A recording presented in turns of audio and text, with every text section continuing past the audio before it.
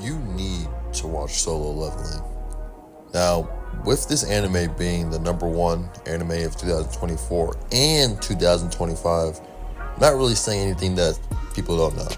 This show is so insanely popular, I have normal people coming up to me from work, fucking normies, saying, "Have you watched the new Solo episode? It came out yesterday." Like, bro, I really do this anime shit, but for someone who's never peeped anime before, never been in that world, to ask me about it is actually fun insane.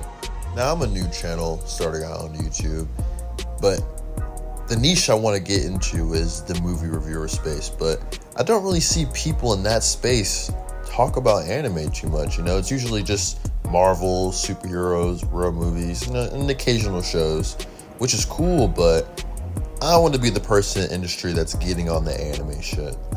So I'm going to give you guys all my thoughts on Solo Leveling, and yes, this will be a spoiler review.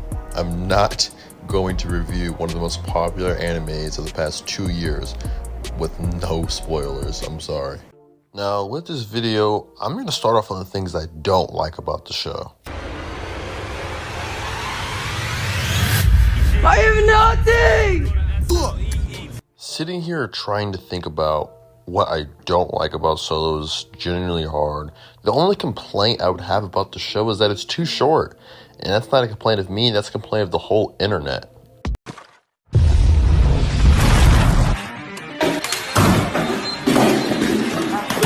When everybody's main complaint is your show being short, I think you have something great on your hands, I'm not gonna lie. Now to start on the things I do like about the show.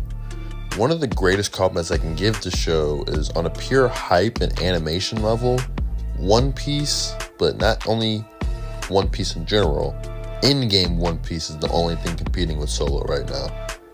Yeah, I don't really have a problem with saying that at all. Also, this is one of the first animes where the dub is actually good. Like, for this show, I would actually suggest the dub over the sub, which is insane. The English voice actor for Jinwoo is actually doing amazing in this role, especially when bro has to switch from being the bitch Jinwoo to actually being the intimidating one. I'm sorry. I can't deny, Chuhi's B-rank healing spells have come in clutch on more than one occasion. Come forth. The deepness in his voice actually brings such a gritty performance to Jinwoo, and when he needs to be intimidating, sometimes I thought he was more intimidating in the dub than the sub. Now, when the show starts off, we're introduced to our main character, Jinwoo Song, who is being dubbed the worst hunter of all mankind. Now, this isn't a story about how everybody picks on Jinwoo. Actually, everybody we see in the first episode is quite nice to him. Hey kid, have you eaten yet? Can't fight Magic Beast running on fumes.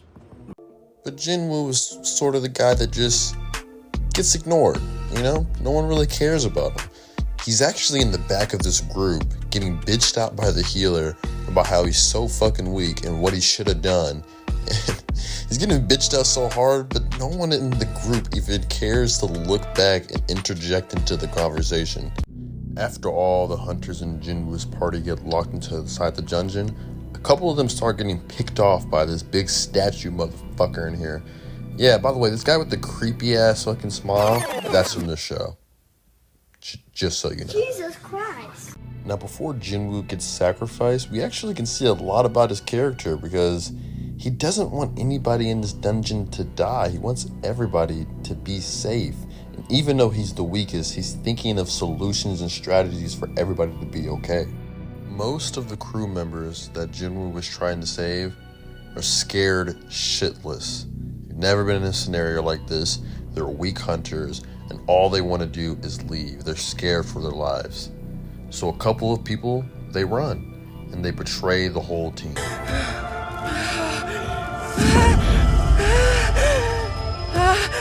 In a dire moment, when everything seems lost, Jinwoo sacrifices himself to save the remaining members of the team.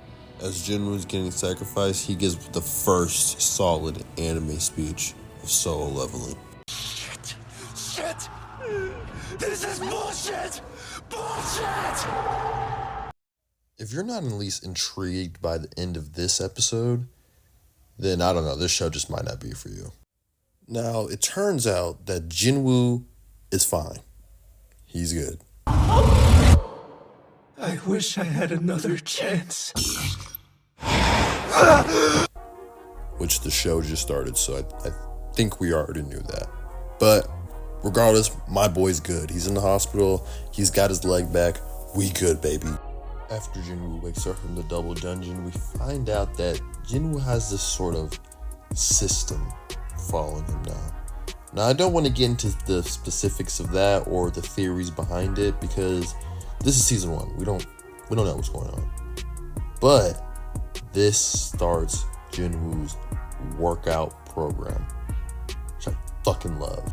We find out Jinwoo has sort of a workout program into the system where he has to do, basic exercises, 100 push-ups, 200 squats, shit like that. But if he doesn't do it, he actually gets sent to an alternate realm with beasts and shit that at this stage could really fuck him up. So he basically has to do these workouts. And this is where we get to episode 5, one of my favorite intros of this show. I saw the hottie, yeah? Do you mean the E rank? I sure did. But as the nurses are talking about this guy, the clips are cutting back and forth from Jinwoo doing his workouts, doing his push-ups, zooming in on the muscles, and we've seen Jinwoo has a transformation going in only the 5th episode of the show. I love this scene because I love respecting a quality in a character that I like. Of course I like this in real life too, of course with my friends and everybody. I want to respect the quality in my friends, but the shows and characters I like, I feel like this rule extrapolates to them too. This quality in Jinwoo of wanting to improve, I respect and I identify with. Anyways, all the nurses are like gushing over this fucking guy, and one actually asks for his number. But I'm not gonna lie, one of the anime tropes I don't like that much is when the anime characters try to act like they don't know someone's interested in them. If it's alright, may I have your phone number before you go? You want my phone number? Must have a test result or two they still need to send me. Yeah, that's not a problem. Like, bro, you don't see her, she's fucking gushing over you, bro. Like, you know what this is, bro. We all know what this is. You should know too. Stop acting fucking oblivious. Now, through all these episodes, they show Jinwoo for about 60% of the episode, and the other 40% is actually dedicated to the side characters, and we're starting to learn more about them and the story outside of Jinwoo because it's kind of disconnected in this first season. Now, in season 1, the side characters aren't too important, but if you guys took my advice and watched the dub, this guy sounds too much like All Might. And it's fucking distracting. Getting out of touch with the feel of combat can dull our instincts, no matter how enhanced they are. Another side character that's important is Jinwoo's sister, which the first thing I think about when I think about his sister is all the weird-ass memes people make. Oh, Jinha, it's me. Jinwoo? Why do you look hot? I mean, different. Oh, I just started following Sam Sulik's workout program, so I guess I've gotten a little more ripped. God, that's hot. I mean, that's so cool, step bro.